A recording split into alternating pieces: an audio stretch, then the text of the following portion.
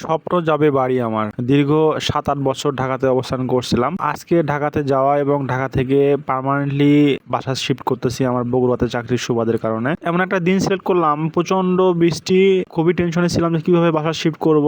বাসার সামনে যে রাস্তাটা, পুরো রাস্তাটা পানি, এর মধ্যে তবে লেবারগুলো খুব ভালো থাকার কারণে তারা খুব কোঅপারেট করে মালগুলো আমাদের ট্রাকে লোড করছে এবং আমরা ট্রাকে মাল কষ্ট করে লোড করার পর ত্রিফলা দিয়ে বেঁধে দিয়ে আমরা ট্রাককে ছেড়ে দিয়ে দিই। ট্রাক ছেড়ে দেওয়ার পর আমরা মতিঝিল থেকে কল্যাণপুর গেলাম মেট্রো রেলে এবং সেখান থেকে আমরা মানিক এক্সপ্রেসের বাসে চড়ে রওনা দিলাম বগুড়ার উদ্দেশ্যে। ঠিক যখন রাত 2:45 তখন আমরা যমুনা সেতু পার হলাম এবং 4:30টার দিকে আমরা ফুড প্লেসে স্টপেজ পেলাম। তবে আমরা পৌঁছার আগে কিন্তু আমাদের ট্রাক পৌঁছে যায়। বগুড়ায় পৌঁছার পর ফ্রেশ হয়ে আমরা মালামালগুলো নতুন বাসায় তুলি। আলহামদুলিল্লাহ, এই বৈরী পরিবেশেও আমাদের মালামাল লোড এবং আনলোডের সময় কিন্তু কোনো বৃষ্টি হয় নাই। আজকের ছোট্ট গল্পটি এখানে শেষ করছি। পরবর্তী কোনো গল্প নিয়ে আসবো। সে পর্যন্ত ভালো থাকবেন। ধন্যবাদ সবাই। আসসালামু আলাইকুম।